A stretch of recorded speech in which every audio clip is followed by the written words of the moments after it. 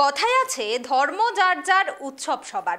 বাঙালির শ্রেষ্ঠ উৎসব দুর্গাপুজো, যা প্রতিটি বাঙালি আবেগ উৎসাহ দিয়ে পালন করে। ঠিক একইভাবে 50 বছরের থেকে সম্প্রীতির বার্তা দিয়ে পুজো করে আসছেন মেহেন্দি গ্রামের বাসিন্দারা। দেখুন।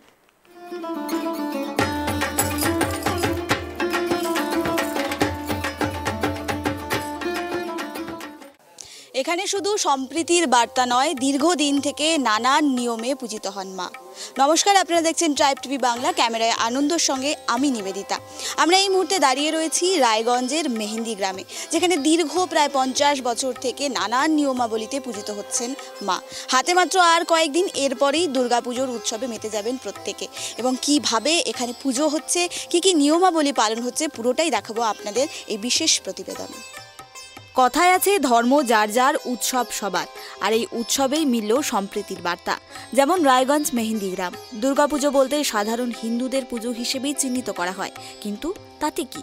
শহরে আনাচে কানাচে থিম পুজোর ভিড় থেকে উন্মাদনার মাঝে একেবারেই মেহেন্দি গ্রামের দুর্গাপুজোর চিত্রটা আলাদা।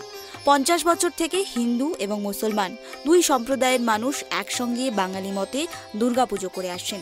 সাবেকি মূর্তির উপস্থিতিতে মণ্ডপ একেবারে মূল আকর্ষণ হয়ে ওঠে।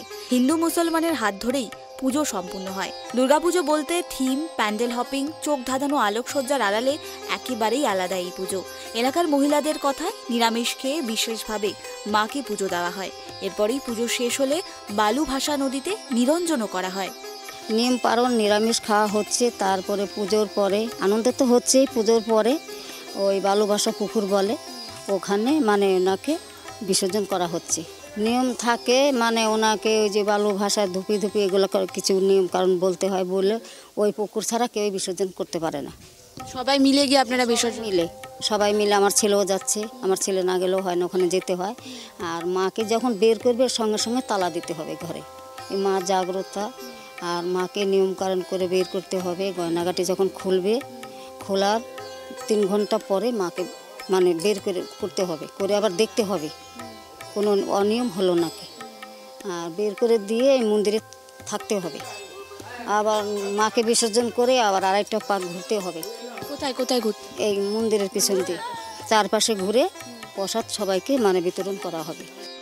অপরদিকে জাতি ধর্ম নির্বিশেষে প্রত্যেকে একসঙ্গে পুজোর আনন্দে মেতে যান বলেই মনে করছেন স্থানীয়রা। এখানে তো দেখা যায় যে হিন্দু মুসলিম বিভিন্ন ধর্ম জাতি নির্বিশেষে সাধারণ মানুষ একসঙ্গে পুজো করছে। হচ্ছে কতটা আনন্দ হয়? আনন্দ, ভালো আনন্দে হচ্ছে। সবাই হিংসা নাই, ওরাও আসতেছে মেলাতে, পূজাতে, টাকা পয়সাও দেয় আবার।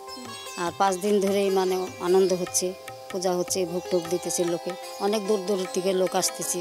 কেনাকাটা এখনো হয় নাই, মানে আনন্দ আছি, এখন কেনাকাটি করব খুশিতে।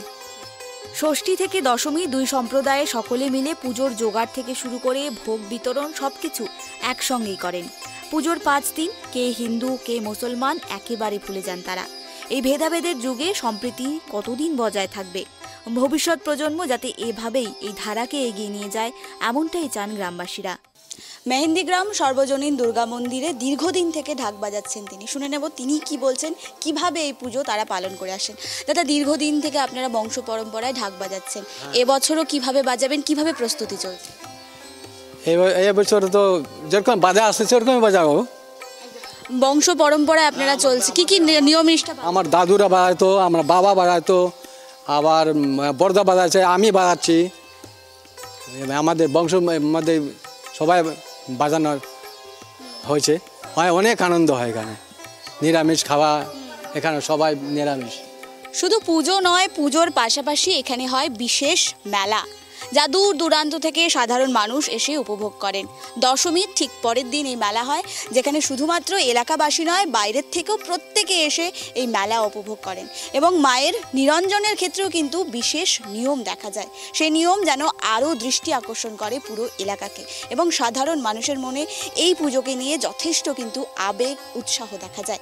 এরকমই বিভিন্ন পুজোর গল্প, আড্ডা নিয়ে আপনাদের সঙ্গে দেখা হবে। প্রত্যেকে সুস্থ থাকুন, চোখ রাখুন ট্রাইব টিভি বাংলার এই বিশেষ প্রতিবেদনে।